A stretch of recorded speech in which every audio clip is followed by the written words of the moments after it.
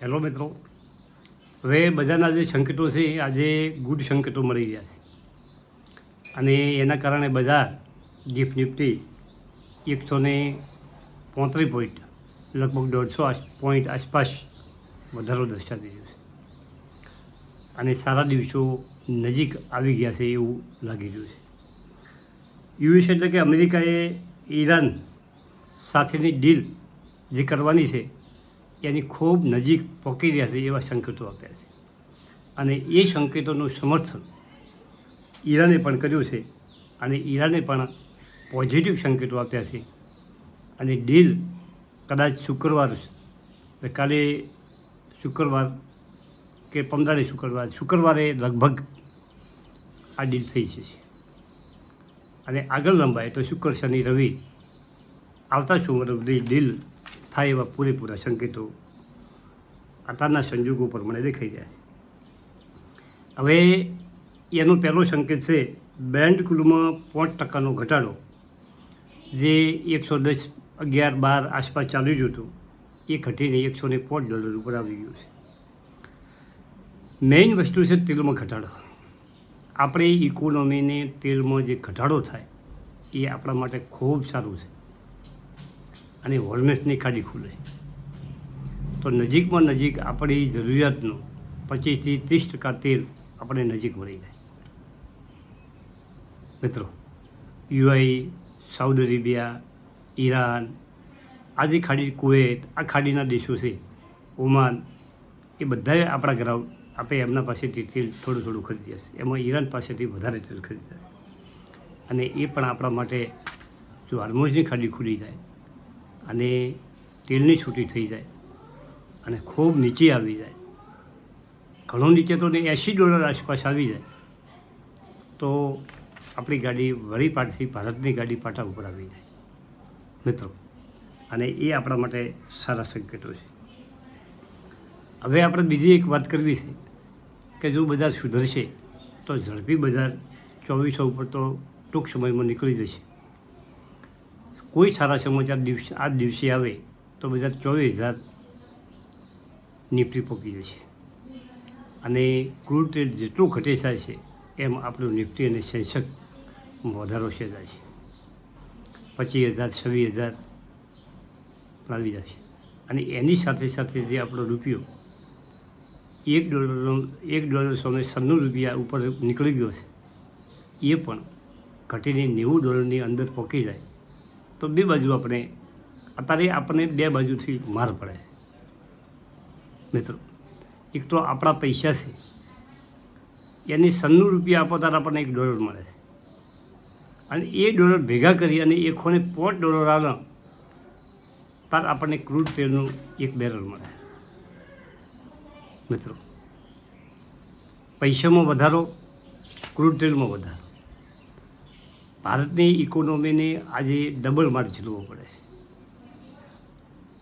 અને જેટલું ક્રૂડ તેલ ઘટશે એટલું આપણા રૂપિયામાં પણ આપણને બેનિફિટ થશે. $80 એ ક્રૂડ તેલ આવે અને $80 રૂપિયા હવે ડોલર આવે તો આપણા માટે બહુ સારા સંકેતો ભારતની ઇકોનોમી માટે છે મિત્રો. હવે આપણે અદાણીના શેરોની થોડીક વાત કરવી છે કે અદાણીની જે કંપનીઓ છે 7, 8, 10 એ બધી કંપનીઓમાં અદાણી પોર્ટ કંઈક સારું કરવા જઈ રહ્યું છે. અદાણીનો જે પોર્ટો છે એના 2-3 અને એ જે માલવાહક જહાજો 200 જહાજો બનાવવાનું આ કંપનીએ વિચાર્યું છે. મોટી મોટી સ્ટીમર અને માલવાહક અને એ દુનિયાના જુદા જુદા દેશોમાં, યુરોપના દેશોમાં, એશિયાના દેશોમાં એ માલ પકડવા માટેનું ટ્રાન્સપોર્ટ લોજિસ્ટિક કામ કરવાની છે. એ અદાણી પોર્ટ કરી રહ્યું છે મિત્રો અને એ ભવિષ્યમાં અદાણી પોર્ટ ઓનાથી પણ આગળ ચાલી શકે છે. પોર્ટફોલિયોમાં સમાવવા જેવો છે. જો અદાણીનો કોઈ શેર લેવાની ઈચ્છા હોય તો અદાણી પોર્ટ પહેલા નંબરમાં છે. બીજા નંબરમાં અદાણી પાવર અને અદાણી ગ્રીન એનર્જી, આ બે શેર પણ જોરદાર છે. તમે જે કચ્છમાં સોલારનું કામ કરે છે અદાણી ગ્રીન એનર્જી, અને અહીંયાથી જે લાઈનો તમે પ્રવાસમાં જુઓ તો મોટી મોટી લાઈનો ચાલે છે. અહીંયાથી પાવરનું ટ્રાન્સમિશન આખા ભારતમાં કરવા માટે જે લાઈનો નાખવામાં આવે છે એ મોટા ભાગની અદાણી પાવરની લાઈનો છે, બીજી ટાટાની લાઈનો છે. અને જે ગ્રીન એનર્જીની વીજળી પેદા કરે છે એ અદાણી ગ્રીન એનર્જી કંપનીની મોટી મોટી ખાવડા, એ બધી મોટી મોટી સોલારના મોટા મોટા પ્લાન્ટ બનાવેલા છે. આ રીતે 2-3 કંપનીઓ અદાણીની છે, Adani power, Adani port, Adani green energy. આ કંપનીઓ સારું કામ કરી રહી છે અને એ કંપનીઓ ઓથી પણ આગળ ઝડપી દોડી શકે છે લાંબા ગાળા માટે મિત્રો. અને બીજામાં જે એમસ્ટાર ટેકનોલોજીનો શેર 1 વર્ષ પહેલાં 1650 હતો, આજે 7,457 રૂપિયા, કાલે પણ એમાં 10% વધારો હતો. એ રીતનો શેર મતદાન.com પણ બની શકે છે. મતદાન.com પણ બહુ ઝડપી વધવાવાળો શેર છે અને એને પણ સારું રિટર્ન આપ્યું છે અને આવનારા સમયમાં પણ એ કંપની સારું કામ કરી શકે છે.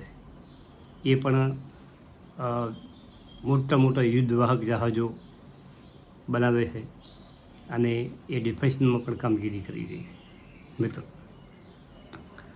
અને કોચિન શિપયાર્ડ એ પણ કંપની સારી છે. હવે જે કામ તમે જમીન ઉપર જે કંપનીઓ કામ કરતી હોય અને જે સમુદ્રમાં કામ કરતી હોય એ સમુદ્રવાળી કંપનીઓ વધારે ચાલવાની મિત્રો. જે લોજિસ્ટિક કંપનીઓ છે, જે ડિફેન્સની કંપનીઓ છે, જે નૌસેના માટે લોજિસ્ટિક માટે જે કામ કરતી છે એ કંપનીઓનો જમાનો આવશે. જેમ મોટા ભાગનો વેપાર દરિયાઈ માર્ગે ચાલે છે અને મોટા મોટા શિપ, મોટી મોટી સ્ટીમરો, આ બધું ચાલવાનું છે આવનારા સમયમાં. અને આજે આપણે જે ધારો કે મોટી મોટી કે ભાઈ સ્ટીમરો, હવે આપણને સમાચાર સાંભળો કે 2 મોટા શિપ ક્રૂડને ભરીને કંડલા બંદરે, મુંબઈ બંદરે આવી રહ્યા છે અને એમાં કેટલાક કરોડો લીટર ડીઝલ છે, પેટ્રોલ છે. આ શિપો આપણે ભાડે લીધી, મોટા ભાગની લીધેલી હોય. થોડી ઘણી આપણા દેશની કંપનીઓ પાસે છે પણ મોટા ભાગની ભાડે કામ કરે અને એના ઉપર આપણે નિર્ભર ન રહેતા આપણી પોતાની કંપનીઓ કામ કરતી હોય ને આપણે બીજા દેશોને ભાડે આપતા હોય, એવી કંપનીઓ આપણી મજબૂતાઈથી કામ કરી અને નવી નવી મોટી મોટી સ્ટીમરો બનાવી રહી છે. એટલે આ બધું આવનારા સમયમાં કઈ કઈ કંપનીઓ કઈ કોઠા કાઢશે, કઈ કઈ કંપનીઓ કઈ રીતે ચાલશે અને આગળમાં કઈ રીતે કામ કરશે, એના આધારે તમે એનું મૂલ્યાંકન કરી શકો છો. ટેકનોલોજીનો જમાનો છે, સાથે સાથે લોજિસ્ટિકનો પણ જમાનો છે મિત્રો. ચલો, થેન્ક યુ, આભાર.